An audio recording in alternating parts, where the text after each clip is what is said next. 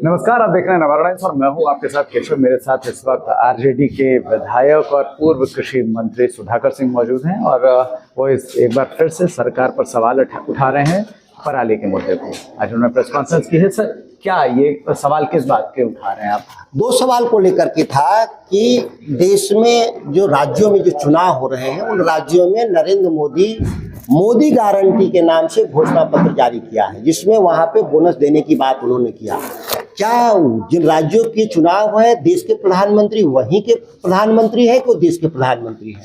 देश के प्रधानमंत्री हो तो बिहार को उन्होंने क्यों अलग किया, उत्तर प्रदेश को क्यों अलग किया, जहाँ के वो सांसद हैं उत्तर प्रदेश के, जहाँ से देश के प्रधानमंत्री हैं, तो क्यों अलग किया? जाहिर है कि आप वोट की राजनीति में नरेंद्र मोदी व्यस्त है, देश के किसानों की भलाई में नहीं। दूसरा है पराली पर लगातार वायु गुणवत्ता को सारा दोष किसानों पे डाला जा रहा है, जबकि सबसे ज्यादा वायु प्रदूषण हम फैलाते हैं गाड़ियों के इस्तेमाल से।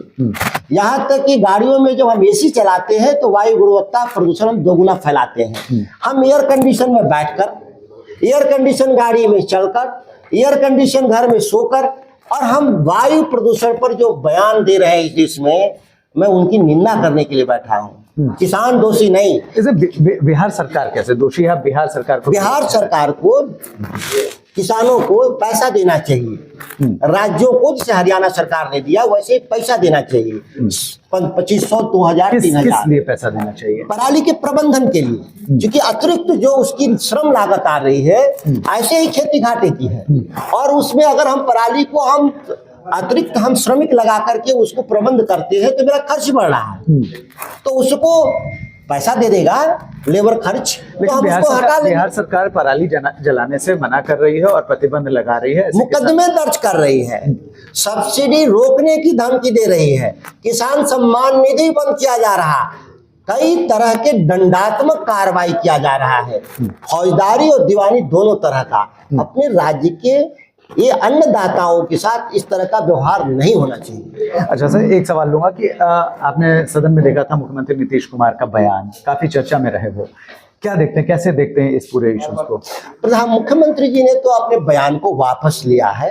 उन्होंने अफसोस जाहिर किया कि मुझे इन शब्दों का इस्तेमाल नहीं करना चाहिए, और जिन शब्दों को अब वापस ले लिया तो उसको अब गुण दोष पर विमर्श की आवश्यकता मैं नहीं महसूस करता। बाकी लोग करते होंगे तो करते होंगे। लेकिन इन दिनों आप देख रहे हैं कि एक तरफ जीतन राम मांझी को लेकर भी उन्होंने काफी बयान दिया था, और अभी जो है भीम संसद लगाने की बात हो रही है। क्या एक तरफ जीतन राम मांझी जैसे व्यक्ति का, या जो पिछड़े समाज से आता है, उसका अपमान है, वहीं दूसरी तरफ संसद लगाना? व्यक्ति के तौर पे आलोचना, मांझी जी की आलोचना नहीं होनी चाहिए। पूर्व मुख्यमंत्री रहे, बड़े सीनियर लीडर रहे हैं। बाकी मुख्यमंत्री का मंशा व्यक्तिगत उनके प्रति जो रहा हो, किसी जाति विशेष के बारे में वैसी उनकी धारणा नहीं है। क्योंकि भीम संसद जो लगा रहे हैं या जो भी है वो जाति के आधार पे उनका ये बयान नहीं था। हाँ, व्यक्ति के तौर पर वो कड़ा बयान था, वैसे बयान को मैं समर्थन नहीं करता। अच्छा, जो महिलाओं को लेकर जो दिया गया बयान था, इस पर आपकी अपनी निजी राय क्या है? देखिए, उन सवालों को मेरी निजी, उनके बयान को छोड़ दीजिए, तो मेरी जो निजी राय है वो अलग राय है। महिलाएं अपने आप में इम्पावर्ड हैं, वो एक स्वतंत्र इकाई है।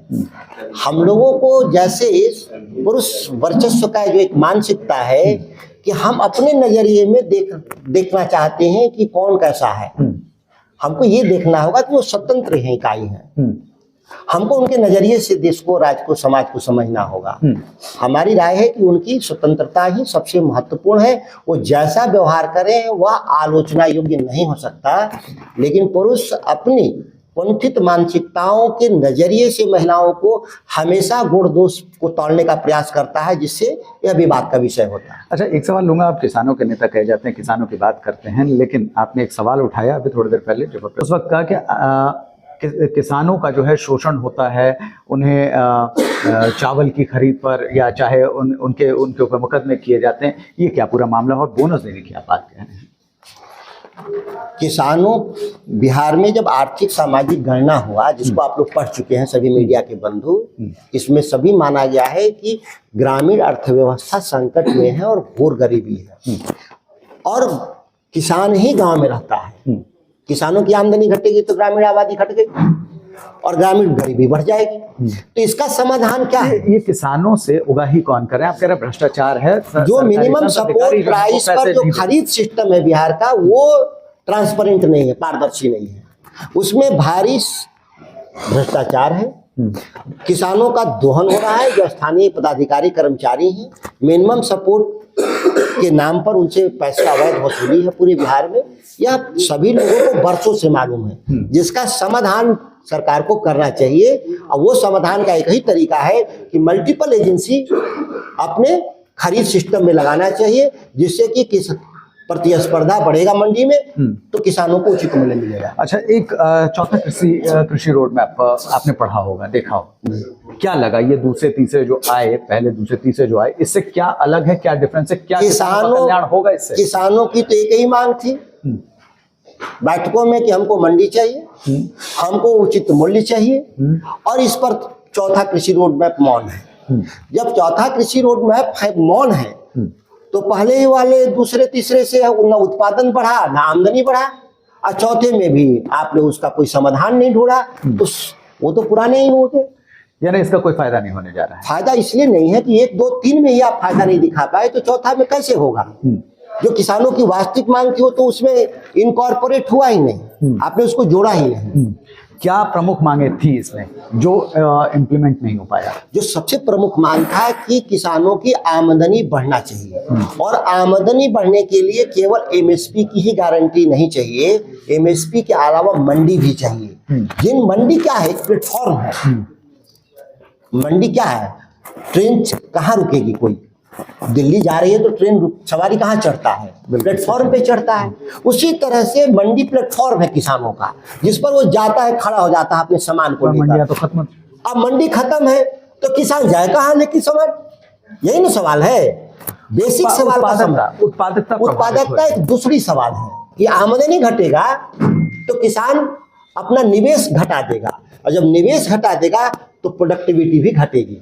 अच्छा, चकबंदी कानून को लेकर अक्सर किसानों से बात होती रही है कि यहाँ पर छोटे छोटे किसान हैं, उनके खेत कहीं कहीं बटे हुए हैं, तो इस पर भी क्या आप लोगों ने? सरकार प्रयास कर रही है, धीमा प्रयास है, नहीं कर रही है चकबंदी। तो क्या लगता है कुल मिलाकर के क्या किसानों को कोई फायदा होगा अभी आने वाले समय में? नीतीश कुमार तो कह रहे हैं कि किसानों को, देखिए, नीतीश कुमार का अकेला सवाल नहीं, भाई सबसे बड़ा ठगा है अभी देश के प्रधानमंत्री। एमएसपी बढ़ाने का अधिकार उनको है, एमएसपी पर बोनस देने का अधिकार है, क्योंकि मोदी गारंटी से देश राज्यों में चुनाव में वो निकला है, और राज्य की गारंटी नहीं है, वो मोदी की गारंटी है। तो फिर बिहार इस मामले में केंद्र सरकार दोषी है।